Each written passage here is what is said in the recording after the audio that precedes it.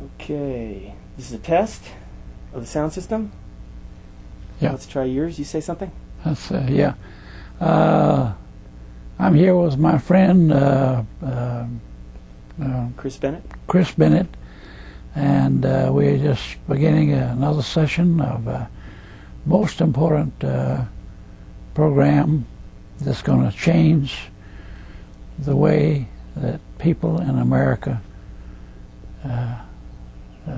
improve their health, their life, their education, and become new people. All right. Good. Okay. That's perfect. Mm-hmm. We're going to make that our opening line. Mm-hmm. Oops. Test my sound too. Okay. Okay. We'd like to turn now to discussing Colonel Barber's background a little bit, and I'd like to read a little bit from an interview that was in The Color of Service magazine. So you were born August 6, 1914 in Buckhead, Georgia, near Atlanta. August 26, yeah. That's right, okay. And it says you started preaching when you were 17 in Noonan, Georgia, Right. at the Antioch Christian Church. That's right, yeah. Great. A little country church. All right. Mm-hmm. And then it says you said, at that point you said, "Sir, I want to get an before you went to college you said, "Sir, I want to get an education and I want to preach the gospel around the world." Mm-hmm. So it was that point when you decided that and started doing that mission. That's right, yeah. Great. And then here it says, "I loved everybody in the world. I like some people better than others, but I love everybody in the world. Color makes no difference to me, black, white, red, or yellow. I serve people and everybody as a child of God and has great possibilities. That's my attitude and has been all of my life. I'll continue that until the day I die." Mm-hmm. That's pretty great. We need more people like that. That's right. But, I guess you believe that everybody has that potential, right? That's right, sure. So what is the main influence in your life that inspired you to become that way, or to think that way? Well, my mother's faith that was passed on to me, and the church and the Bible, and living in freedom in America, so that all put together, my schooling by great teachers, and in college and seminary, great professors, and positive thinking and positive living in life.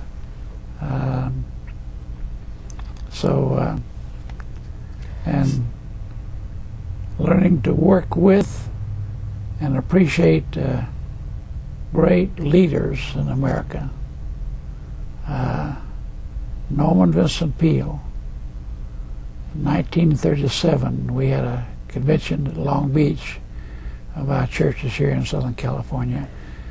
And Norman Vincent Peale was the speaker every night for a week. I became acquainted with him then in 1937. Wow. And we formed a friendship and worked together. The great positive thinking, the power of positive thinking.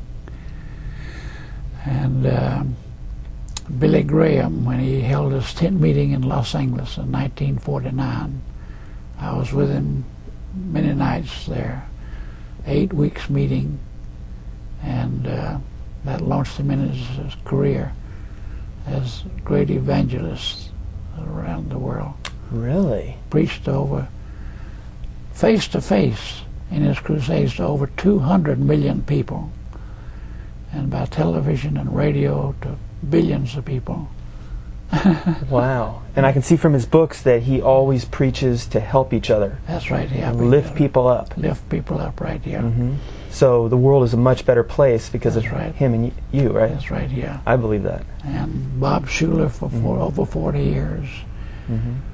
Built the great Cathedral on possibility thinking. And, so you actually met Billy Graham right there in the beginning when he started his career, and you started interacting with him? Right, yeah. Wow. All right. Okay, so let's see. So you mainly, one of the places that influenced you to become this way was the Bible. Oh yeah, absolutely, right? Yeah, sure. So it's like you integrated those scripts for living into your life. That's right, yeah. I believe the Bible from Genesis to Revelation, and studied it verse by verse through the years. And as my mother used to say, I believe the Bible from cover to cover, and I believe the cover too, because it says Holy Bible. Right, yeah. It's the book of life, and the book of freedom, and the book of salvation, and points people to God and Christ and the Holy Spirit. And that's my guide in life. Awesome. Now, you triggered something in my mind that I just remembered, so I'll mention it now. I was pretty shocked to find out that the founders of America were mostly Christian. All right. And so they studied the Bible. They studied the Bible. They were all on the same wavelength. That's the reason. That's the way they developed the Constitution and the Bill of Rights and those foundational laws that have served this country for over 200 years. Wow. Right, yeah. I mean, so, the great nation that it is. Yeah, I can understand that. So they were living by the scripts in the Bible. Yeah, right, yeah, absolutely. And it bring them together in a cohesive unit. That's right, yeah. They trusted each other. That's right, yeah.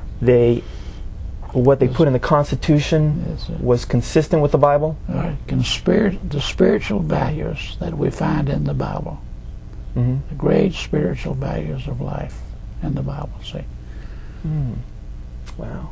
Right. So I think that people, I guess at that point, after I read the Bible, is when I first really understood America. That's right. I understood our history.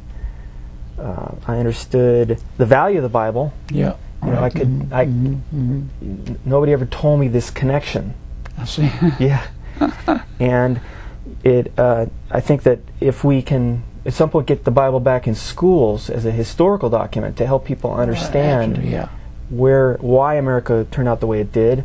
That's right. You know, it could create a lot more public appreciation and value for Christians and for the Bible. Yeah. What a tragedy that our young people, of course, they should get the Bible in the home too, you see, and understand the Bible from the home. But what a tragedy that the young people in their schooling from the first grade right on through don't have a respect for the Bible, and the teachers can refer to the Bible and not sectarianism or churchianity, but just the Bible, the truth, the great spiritual truths of the Bible, see, the great Bible stories. So on, yeah. I understand. Right. I agree with that 100%. So that's what we're going to be working on in our project. So now that brings up another issue that I think I first started to realize this maybe when I heard a sermon by Robert Schuller in which he talked about killing. And he was having a conversation with his granddaughter, and it was during the time when some children at school had gone on those shooting rampages. Yeah. You know? Littleton, Colorado. Yeah. Right. Yeah. And he was talking about that, and then he said that he went to his granddaughter and said, honey, what would you do if you found a gun, you know, laying around somewhere? And she said, I'd give it to an adult. And he said, well, why? And she said, because the Bible says thou shalt not kill. Mm-hmm. And so that was an example, a powerful example of scripts and how right, the yeah. value that they have, That's and the right. Bible, the value of the Bible. Mm-hmm. Mm-hmm. And then it occurred to me that Timothy McVeigh, to cite another Mm-hmm. tragedy, Mm-hmm. he went to public school, probably. I don't know. I assume he went to public school, but Mm-hmm. he You got his mind all twisted up. very twisted up. And one of the things that he used to cite as he was preparing for, he used to think about as he was preparing for his major crime that he committed, Right. is the quote from our founding fathers, which said, occasionally, regularly, you have to perpetrate bloodshed so as to ensure freedom. Mm-hmm. There was some kind of quote from Thomas Jefferson like that. Mm-hmm. And I think that if he understood the connection between the Bible and the founding of America, Mm-hmm. that he would have had that script in his brain. That's right. It Yeah. says, "Thou shalt Yeah. not kill." Mm-hmm. You know, he never had these lessons of understanding. And he was Christian. His Yeah. family was Christian as he was growing up. Mm-hmm. But apparently he became totally disconnected from what Christianity is about. That's right. Yeah. I formed a foundation with a friend of mine, and he moved to Oklahoma City. And after the bombing there, someone gave us 10 acres of land with a 70,000 square foot building on it, and we named that building God's Corner. And we ministered to the families of those who had their loved ones had died in the bombing there, and so they had Great. a place to stay when they came to Oklahoma City, and food to eat, and so on. We ministered to the 600 family members for a couple of years. That is awesome. Yeah. You know, that's an example of a treatment for post-traumatic stress disorder, That's right. Yeah. which has been around for thousands of years. That's right. Yeah. Mm-hmm. That's awesome. Yeah, there's Dr. Joel Brende is an expert on that. He has some books that he's written that I haven't brought yet, that I didn't bring today. Mm-hmm. Great. So let's get back. We'll get back to your history here. Let's see. Okay, this is pretty great what you said here, so I want to read the whole thing. Well, first of all, you spent 11 months and 3 days under fire across Europe during World War II. From Omaha Beach to Czechoslovakia. Yeah, Mm-hmm. it's a huge sacrifice, isn't that? Oh yeah. I mean, I'm sure you're modest about it, but we have to recognize what everybody gave to do that. Others did too. Oh yeah, You went to hell. that's right. You've always said war is hell. War is hell. War is hell. Yeah. Yeah, you went to hell to save everybody who stayed home. That's right. Yeah. Mm-hmm. So Yeah, right, thank you yeah. for that. That's right. Yeah. You know. Yeah. I'm sure I've benefited. And 1,531 of my men died on Omaha Beach on D-Day, and 400,000 of our American men died in World War II. Wow. Mm-hmm. What an incredible sacrifice. That's right. Yeah. Yeah, not only for them, but for the families that let them go. That's right. Yeah. Encourage them to go. That's right. Yeah. Wow. Okay, so here's what you said. The question was, what type of work and projects are you currently working on? Well, this is your answer. Well, part of my work is not just to establish churches and preach the gospel, but it's to help the humanitarian work around the world. Mm-hmm. In fact, when we come to the end of time and we stand before the King of Kings, He's not going to ask any theological questions. He's going to say, when I was hungry, you fed me. When I was thirsty, you gave me a drink. When I was naked, you clothed me. When I was a vagrant, you took me in. When I was sick, you helped me. When I was in prison, you came and helped me. You will say, now, when the Lord did, I see you. When the Lord did, I see you hungry, thirsty. Yeah. He will say, when the Lord said, when did I see? You say, when, Lord, did I see you hungry and thirsty and naked and clothed, and sick and in prison. And he said, the Lord says, inasmuch as you've done it to the least one of these, you've done it to me. God doesn't need food or water or clothing or shelter. Mm-hmm. But with the birth of a little baby boy in Bosnia last year, there are now 6 billion mouths to feed in our world every day. And you can live 2 months without food, but you don't live 7 days without water.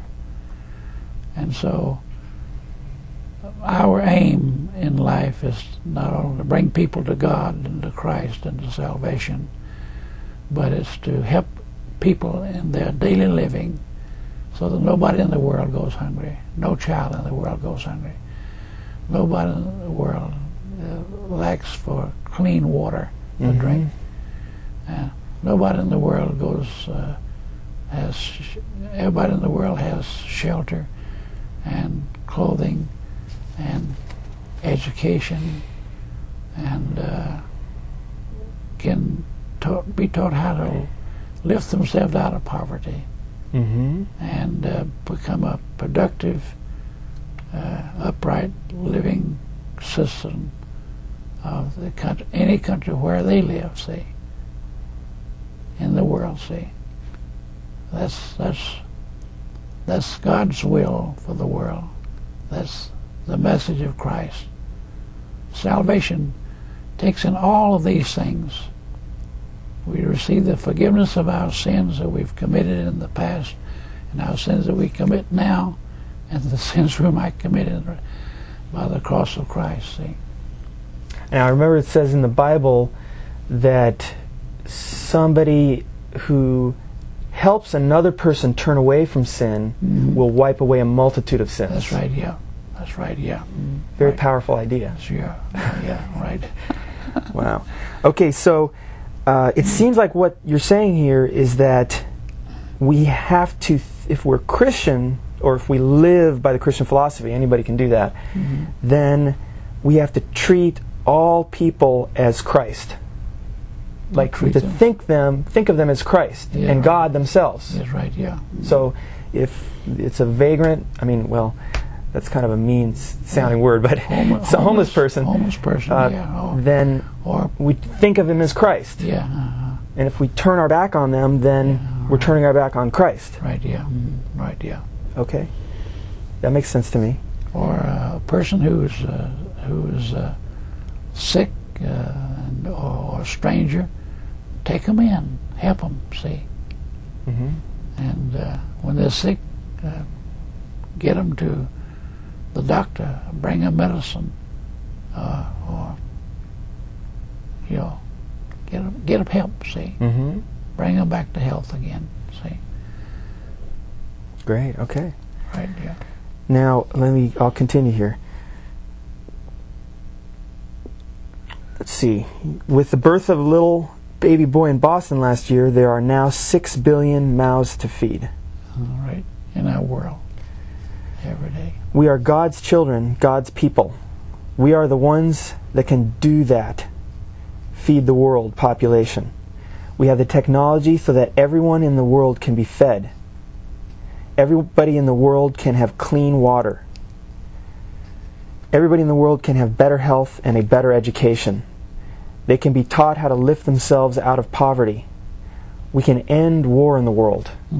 Right, yeah. That's my mission as we follow God in Christ. That's my mission around the world. I'm currently working on the AIDS problem in Africa and other parts of the world too. It's just been a great walk with God, mankind, and Americans. We have to bring the world together and work together as human beings. God loves everyone.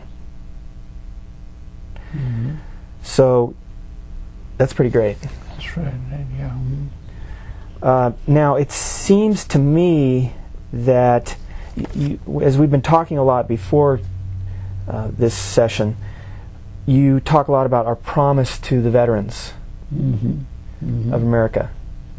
And it seems to me that from reading some of these other articles that you gave me, that the promise to the veterans was that we'll do this. Yeah, we're going to help help you. We're going to find. When you come home from fighting these wars, and especially World War II, we're going to help you. Mm-hmm. We're going to see that you'll never go hungry. We're going to see that you can go to school, get an education. We'll help you pay for it, see. Mm-hmm. Lift yourselves out of poverty. They should have a home to live in, Mm-hmm. see. And every military man who joined the service and went to fight, everyone had a $1,000 insurance policy for free. Hmm. So if he was killed, his family got $10,000. Mm-hmm. Everyone, see. And and the GI Bill, after we came home, you could go to school on the GI Bill, see, Mm-hmm. get a better education, Great. and get a low cost loan so you could buy a home, see. Mm-hmm. That's the way I bought my home. Okay, so you're talking about one of the promises that we'll take care of the veterans when they come back. Yeah, right, yeah. And the other promise was that we'll take care of the veterans' families. That's right, yeah. Okay. If they died. If they died. Right, yeah. Now, a concern that I have is that it seems like one of the areas where we've been a little weak as a country on that is that, here's one example, is that what I've learned about trauma, post-traumatic stress disorder, is that people that go through traumatic experiences often self-medicate with alcohol and drugs. Yeah, right, yeah. Because they develop painful feelings. Mm-hmm. Right. And so they're trying to numb those out. And one of the, because there's not a general understanding in America about that connection, Mm-hmm. veterans who are doing that get thrown into jail. Sometimes, yes. Sometimes. Right, yeah. Right. So some of them are in jail right now because Yeah, they never were told about this connection. that's right, yeah. Because we haven't ever really educated them or their families Mm-hmm. on post-traumatic stress disorder. That's right, yeah. Mm-hmm. Mm-hmm. And then also the faith-based healing options are right. not being presented. That's right. It's sort of, a good analogy that I thought of was it's sort of like a lock and a key situation. The lock is post-traumatic stress disorder, Yeah, and the key is the Bible. the Bible. What's in the Bible? In his salvation message and his practical message for living. Mm-hmm. Right, yeah, every day. See? Mm-hmm. So part of our project is for people to learn about these things to illuminate that connection, so that That's people right. can see, here's the key, here's the lock, we're the light that's going to illuminate this, and people are going to see where to put that lock. Yeah. Yeah, And then we Jesus can- said, I'm the light of the world, see, Mm-hmm. and I'm the bread of life, see, and I'm the water of life. Great. So, All right. yeah, and I'm the good shepherd, Mm-hmm. and All right. and I'm the way, the truth, and the life. Mm-hmm. And if you follow me, well, you'll walk in peace and hope and happiness and in this life, and have eternal life with God and Christ. If Mm-hmm. you follow Christ, see. All right. That's exactly what I can see now. Mm-hmm. Right, That makes a yeah. lot of sense now. It Yeah. sounded like some kind of weird religious statement whenever I heard it before. I mean, it sounded like, most you know. practical. It's the most practical thing in the world. See? Yeah. Right. Yeah. yeah, And makes sense. enables you to get over the stress and the people. So many people are stressed out. You see, and those who went to war, especially, they're stressed out. See, and it's a traumatic experience when you're facing death. every day in combat, see. Yep. And so we've got to teach people how to overcome that, and to eat good food and exercise, and learn to love people. You don't have to like them, but you have to love them, see. Jesus said God is love, and as God so loved the world, he gave his only begotten Son, that whosoever believeth in him should not perish, but have everlasting life. And we are to love God and love Christ and serve him and love people, just as God loved them, you see. And then the way to figure out how to do that, how to serve Christ, is to follow exactly what it says in the Bible, right? Right. As much as possible. In the Bible, right. We're having a hard time implementing the "Thou shalt not kill" one, yeah. because it actually means "Thou shalt not murder." Don't murder, see. See. And in war, unfortunately, when nations are controlled by evil men and evil philosophies, then they want to take over the world, see. So they have to be stopped. And so you're going to, in the war, you have to kill some people. See, they have set themselves up as enemies, and you have to kill them. See. But and I was there as a chaplain to help them understand that, and to help them to overcome their problems and their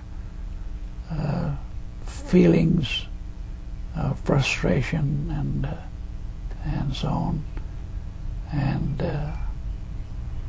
to live through that kind of hell. War is hell, see, and live through it, see, and come out the other side as a whole person, body, mind, soul, and spirit. Wow.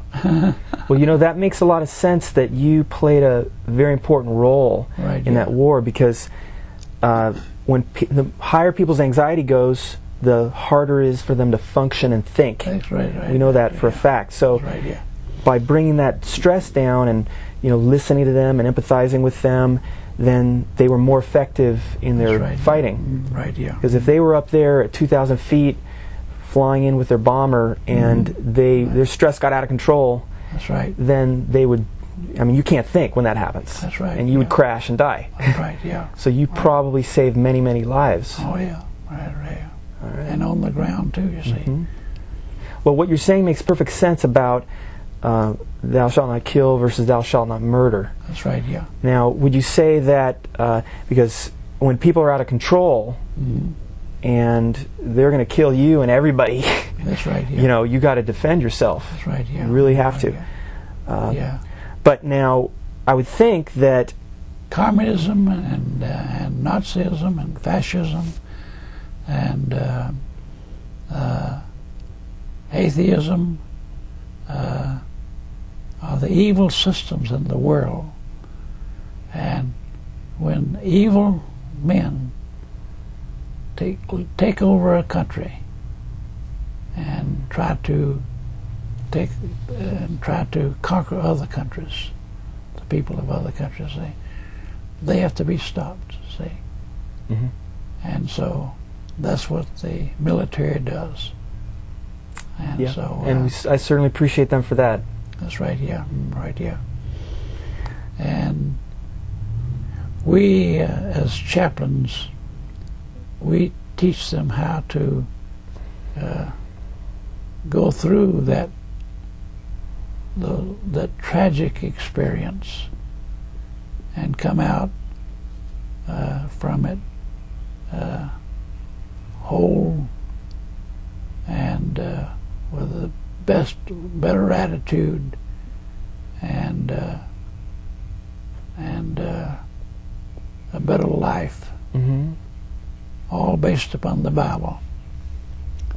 On the Sunday before D-Day, I held services on 11 different ships in Weymouth Harbor. Thousands and thousands of soldiers in those services. See? And I gave out a lot of Bibles like this. See? And because there are no atheists in foxholes. So Ernie Pyle, the famous war correspondent, happened to be in one of those services with me. And so he said, well, I'll see you on the beach, Chaplain. Well, he didn't get ashore till the next day. But we sat down and split a can of Spam together. Then he went out to write his story. And I went with a team of people to pick the location for the cemetery overlooking the beach, because 1,531 of my men had died on Omaha Beach on D-Day, see. A few days later, Ernie Pyle walked the beach again and picked up a little pocket Bible like this. Had a soldier's name who had died on the beach. And he put it in his pocket, carried it for a while, and then laid it back down on the beach again, see. I cannot prove it, but it's just possible. Was that Bible that Ernie Pyle picked up that belonged to that old soldier who had died for our freedom. I gave that soldier that Bible 2 days before that. Wow. That is awesome. It's awesome, yeah, right, yeah. Now, and that's the reason I distribute I distributed thousands of Bibles to those soldiers in the military all through history, through 3 wars, and now the 4th war. And as I speak now to crowds of people, I tell that story, and then whoever's presiding at the meeting where I'm speaking, I give them a Bible just like this and say, wow, here's the book of life. Here's the book of freedom. Follow it. That's awesome. Make it your guiding principle, your guiding life. See, it'll bring you salvation and hope and help and love and everything else. So here's a question for you then. If at the peace, when peace occurred, when World War II ended, General Douglas MacArthur was at the signing of the peace agreement between the Japanese and the Americans. Right, yeah. And it's my understanding that what he said was, if we don't find a better way, Armageddon will surely be at our gate. That's exactly right. And I remember when MacArthur said that. And I worked with MacArthur during the Korean War. And great leader, fantastic leader. Did you talk to him? Oh, yeah, right. Great. So now tell me this. You're probably one of the few people that can answer this question. Is it possible that what he meant by finding a better way was the Bible? What's Absolutely, in there? Yeah. He said... Making peace. He said in Japan, as he took over the leadership in Japan, he said, send 1,000 missionaries, 1,000 leaders, Christian leaders, to talk to the Japanese people, to help the Japanese people find a better way of life. Wow. He said that? He said that. Absolutely, yeah. Absolutely, yeah. So maybe that's what we should be doing with the Middle East. That's right. Absolutely, yeah. Right, yeah. All over the world. All over the world. Wow. See? Yeah. Great. Well, we'll send him one of our tapes. Yeah, and train the native people in the Bible, see. Yeah. And so that they can lift themselves out of poverty. See, we because the Bible's for everybody. God sent this Bible to everybody in the world, see. And so we can translate it in every language of the world. We could just about get it translated now in every language of the world, see. And if people will just study it, and it's not hard to understand. It's simple. So is it possible that if we had done that after World War I, we might have prevented World War II? That's right. Absolutely, yeah. Absolutely, yeah, right. But because there weren't enough people that could see that connection. That's right, yeah. Right, yeah. Okay, now let's turn for a second to leaders like MacArthur and Eisenhower and Bradley and General Montgomery and all those. I worked personally with those people, and they were statesmen. They were Christian statesmen, godly men and women. See. Wow. Right. Yeah. So that Christian philosophy gives a lot of power for being a leader. Absolutely. Yeah. That makes a leader. Yeah. That makes a leader. In fact, one of my best friends was Chaplain R.L. Elson, and I pinned his major's leaves on him in 1942 down at my base on the Mexican border at Camp Lockett. And he went on to rise in the ranks and became a bird colonel, which was the highest that a chaplain could go during World War II.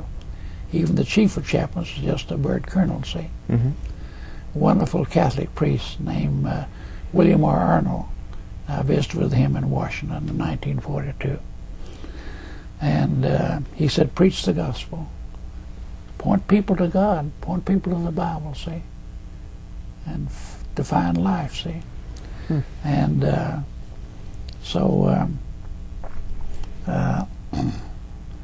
and these were men that were statesmen. So, and R.L. Elson, then he became, in England, he became Eisenhower's personal chaplain and worked with him all through the war and all through Europe and everything like that. Wow. And after the war was over, they came home. He said to Ike one day, he said, Ike, you're such a wonderful person. You've been exposed to the chapels and the chaplains and all like that. But he said, I'd like to bring you to a little closer walk with God. And Ike said, okay, what do we do? And R.L. Elson said, well, I'm the pastor of the National Presbyterian Church in Washington, D.C. And he said, I'd like to bring you into that church there. Yeah. And make you a member of that church. And he said, Ike said, let's do it. So he became a member of the National Presbyterian Church in Washington, D.C. and was a member there the rest of his life, you see, after he was president and all like that. So when I was in Washington for the inauguration, after the inauguration was over on Saturday night, I attended the National Presbyterian Church in Washington, D.C. and talked to the pastor there. And one of my close friends that I brought into the chaplaincy in 1956, he later became the chief of chaplains of the Air Force and retired a two-star general. And then he became the associate minister of the National Presbyterian Church in Washington, D.C. And so he was there that attended the National Presbyterian Church in D.C. And R.L. Elson became the chaplain of the Senate after that, too.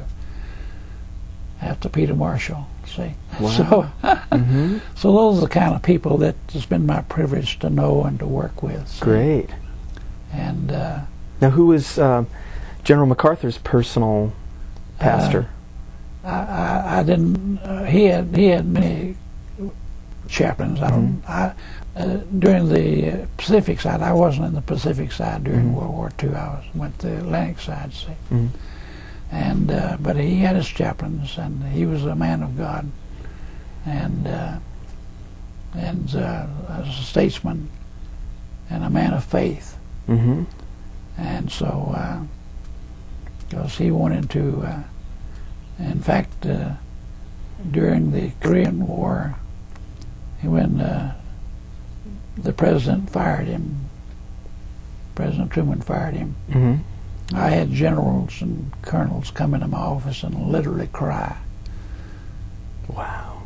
When he was fired. Now, why did he get fired? Well, he has some differences with the president. Do you know what those were? No, I don't know okay. all the details of it, but he knew how to win. Mm-hmm. And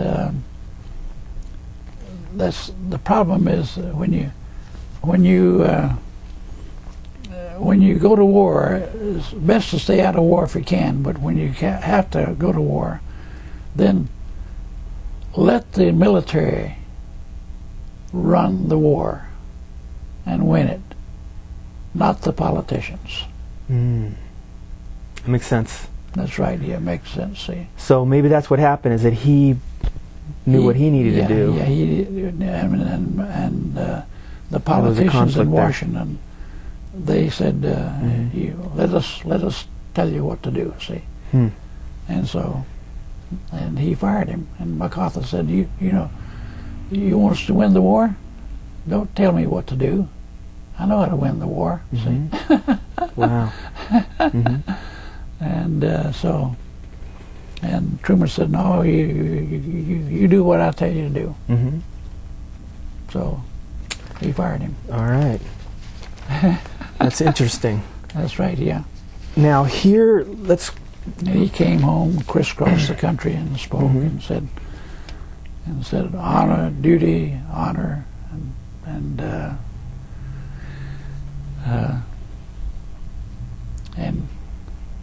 finally said, "Old soldiers never die. We just fade away." I've heard that before. I say, old soldiers never die. We don't even fade away. That's me, see. That's great. That's right, yeah. Yep. I'm still on the battlefield for God, see. See.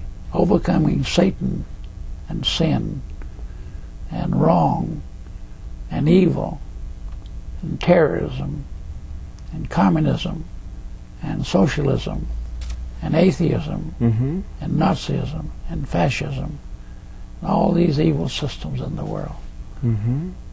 Overcoming evil with good. Overcoming evil with good, right? Yeah. And Is that from the Bible? Is that from the Bible? Overcoming evil with good. That's right. Absolutely, yeah. Right, okay. Yeah.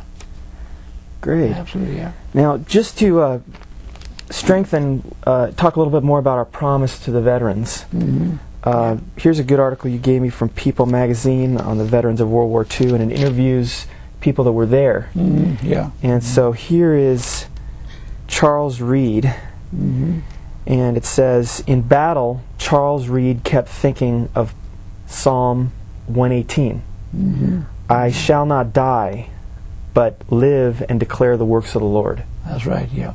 Absolutely, yeah, right, yeah. So here's this theme that right, yeah. people are, focused on. That's right, yeah. And so I think that strengthens our argument. Here we're arguing that there's this promise that hasn't been completely fulfilled. Right, yeah.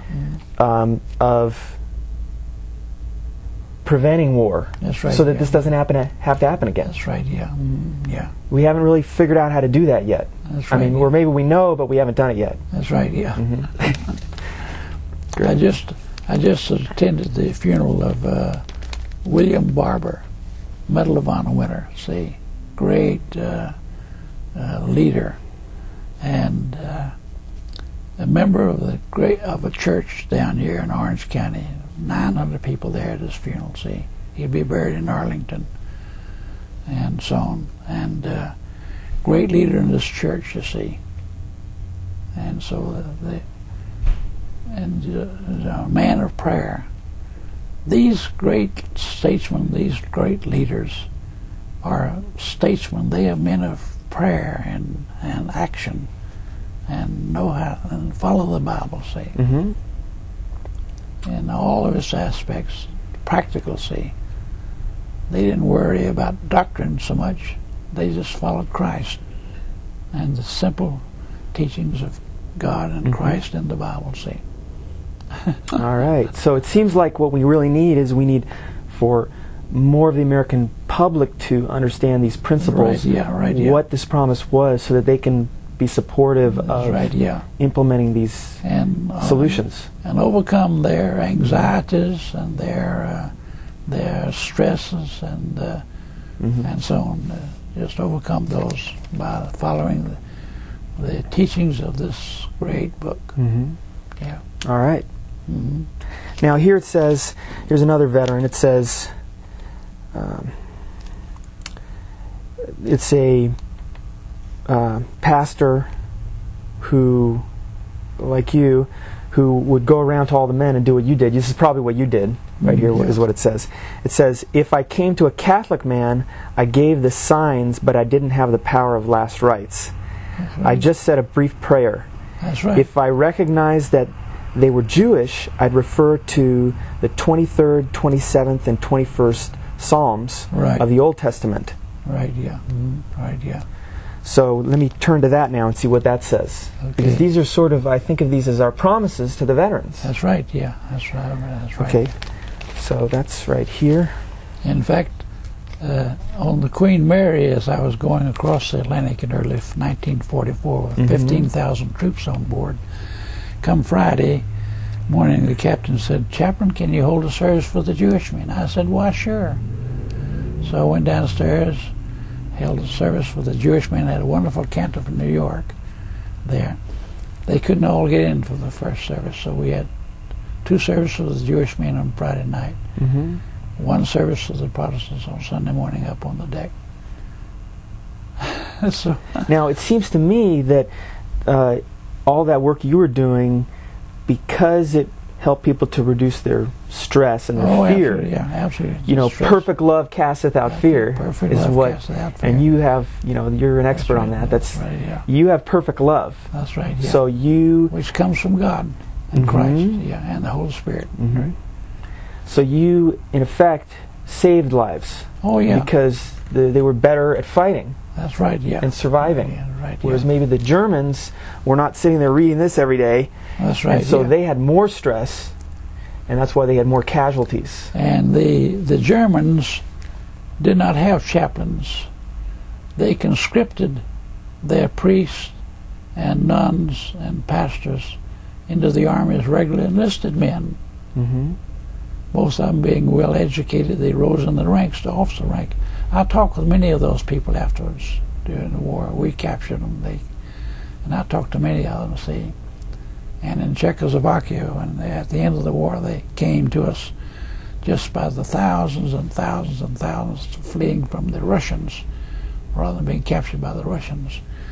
And they said, "Chaplain, you know, would you take us in your Jeep with our small belongings and get us back to our parishes and our homes in Germany?" So I did. I rescued many pastors and nuns and priests and got them back to their homes. None of the Jews, they'd killed all the Jews, you know, in Germany. Yeah. Yeah, and sent them care packages afterwards. Did the Germans tell you anything interesting that pops in your mind right now? Well, like, as you were telling them, I mean, how did they react to your kindness? Oh yeah, well, you were kind to them. Oh, absolutely, yeah. They said they loved me, you know. The Germans? Yeah, the Germans did it. They'd take me in their homes, they'd cook for me, furnish me a bed, and all like that. Because I wore the cross. I was there. I wasn't there as an enemy. I was there as a friend. See, and so yeah. Wow. All right. So here's what it says. Here's possibly what the promise was to the veterans. So let's see.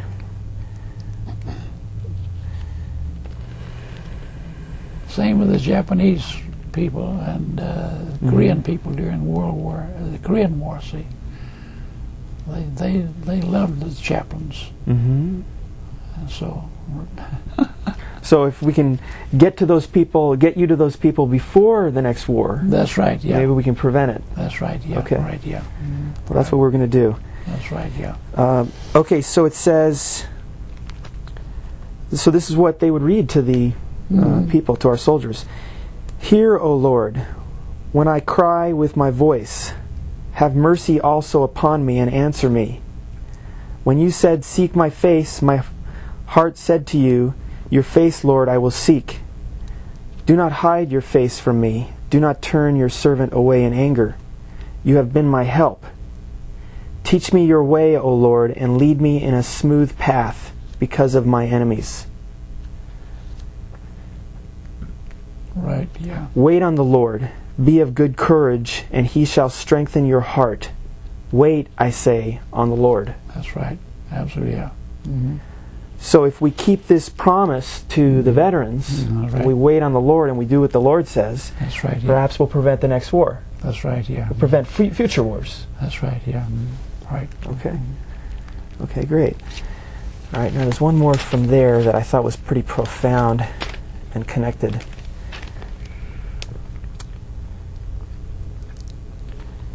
No, actually, I think that's it on that. Now, I was pretty impressed with this article here that you gave me on America's Promise. Yeah, right. And, Colin Powell. Yeah. So now we're talking about America's Promise to the veterans, and now we're talking about an organization called America's Promise. That's right. And it's Colin Powell's organization. He started it. He's my personal friend. Yeah, he started Great. it. Oh, yeah, right, yeah. All right. He was every living president that started that organization, helping 15 million young people find mentors for those people, help them to overcome their problems and change their lives. He's a Christian. Well, you know, that could be really great for preventing violence That's in right, America. yeah, sure. Because I'll tell you, here's a sort of a similar situation, which we're going to put into our videos, it's in the animal kingdom. It's in Africa. Mm-hmm. They found that there was a band of elephants that were going around and killing other animals. They became like bullies. And they called them rogue elephants, I believe. And what they figured out is that the reason why they were doing this is because their parents had been killed and by poachers. Yeah, right. And so what they did is they brought in other adult elephants. And the other elephants the adult ones kind of adopted the younger ones, and their behavior got under control. It was the most amazing. Yeah. So it's kind of an analogy to the potential here. That's right, yeah. When you have a mentor, then you have an adult that you look up to who has the kind of values. Yeah. I've shared the platform with Colin Powell, and I wear his little red wagon on my uniform. Yeah, me too. Yeah, you gave me one. And he gave it to me too. Yeah. And I've talked with him many, many times. I talked with him in Washington just before he was appointed Secretary of State. Wow. He's a great man. I love what he has to say here. That's right. So what he has to say here is what this organization is about. It says, America's Promise. The Alliance for Youth is a national not-for-profit organization led by General Colin Powell, dedicated to mobilizing the nation to ensure our children and youth have access to the fundamental resources they need to become successful adults. The 5 America's Promise fundamental resources are an ongoing relationship with a caring adult, parent, mentor, tutor, or coach, safe places and structured activities during non-school hours, a healthy start, a marketable skill through effective education, an opportunity to give back through community service. Right, yeah. Those are very powerful ideas. That's right, yeah. And all of my research on violence mentions these types of strategies for preventing violence. And in a minute we're going to go through some of those books. I said to Colin, Colin, you know, the little children whose parents have to work, and they can't be there at home when the children come home from school. I said, keep the schools open from 3 until 7 o'clock. Get volunteers to watch those children, see, and keep the churches open from 3 until 7 o'clock, so they can go to the church too. You see, all across America. See. That's a great idea. Yeah, we got. They got public schools in every city and every town. See, across America. It's true. And parents have to work now. Many of them have to work. See, so they can't be there when their children come home from school. So that's the reason they wound up with being mistreated and sometimes even killed. The gangs, you know. Yep. So give them a safe place to be. And we get volunteers that'll man those schools and man those churches. That's a great idea, and maybe in the future, we've cut back on the military some, and I always hear that people are really upset because they lose their job. Mm-hmm. But maybe in the future, when we do a defense cut, we could turn the money into that kind of a project. That's right, yeah. And then send those people into the schools. That's right, to be teachers. Absolutely, yeah, right, yeah. Because they're successful and smart. Yeah, right, yeah. Oh, many military men and women, after they have served their time in the military, 20 years, 25, 30 years, they become teachers. Mm-hmm. And do a great job of teaching, you see, these kids in the school. Mm-hmm. Well, we could also take the people that get out of the military, and they could have a special shot at those types of jobs. That's right. Yeah, absolutely. Yeah, right. Yeah, right. Yeah. That's a great idea. Mm-hmm. So, I'd like to also suggest that America's Promise, that it's my hope that someday we can expand this program to the world. That's right. Absolutely. Yeah. Mm-hmm. Because all of the understanding of post-traumatic stress disorder is that, which is a factor in all violence, right, according to what I'm reading, is that these steps right here are curative of that. They are. Absolutely, so yeah. this is, to me, this is kind of like not only America's promise to our kids, but it's our sort of like, we could take it over to it's our promise to our veterans. That's that we're right, going to prevent war by yeah. implementing something like this. That's right. Yeah. Okay. Absolutely. Yeah. Great. Well, in our videos, let's get a lot more into this organization, and we'll explain why this is such an important project. Sure. Right. Right. Yeah. All right. Now, so to expand on the themes that we're developing right now, here is one of the other most incredible books I've ever seen. It's the story of Rachel Scott, the Columbine. She was a victim in the Columbine shooting. Mm-hmm. Yeah. Mm-hmm. And it's called Chain Reaction, A Call to Compassion, Compassionate Revolution. Mm-hmm. And here it is right here. Yeah. What a beautiful girl. Her idea, and this actually connects back to our book that we talked about, Contagious Emotions. Mm-hmm. Her philosophy was, she was Christian, yes, right. and her belief was that positive emotions and love is contagious. Mm-hmm. Mm-hmm. And so she thought that I can create a chain reaction. If I behave in this way and I try to lift people up, then they're going to feel better, and then they're going to do the same thing. Mm-hmm. Right, yeah. And so that was actually what she was trying to do. She would pick out every day. She wore this little bracelet that had "What would Jesus do?" Mm-hmm. And so that was her way of thinking. So every day she would pick out a kid in school who was looked unhappy or depressed or something, and then she would connect with them and try to lift them up. Sure. Now, I could have used that when I was in high school because I had experienced bullying, and one of the young yard duties picked me up and threw me and broke my arm. By the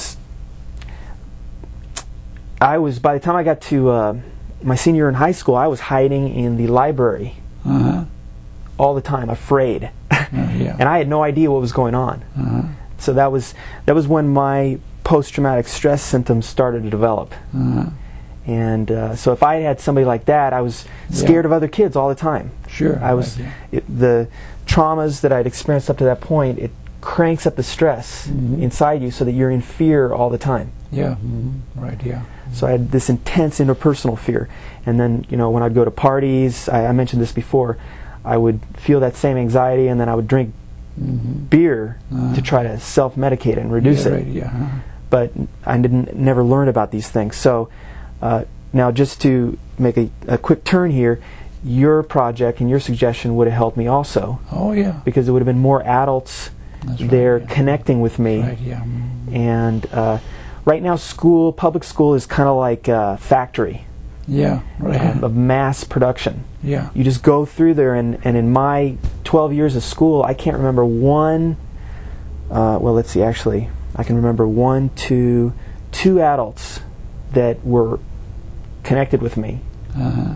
Because they have so many kids they're dealing with, they can't connect with everybody. Uh-huh. It takes too much time, unless the class sizes go down again. So this is a powerful book. I'd like to talk about this a lot more. And I'll just read one little thing here that's... Laura Wish is on her way to Europe with her daughter, and with the lady Karen, I think is the lady who's the consultant of the president, to talk to the people in Europe about teachers for Afghanistan, and let the women and the children in Afghanistan go to school, you see.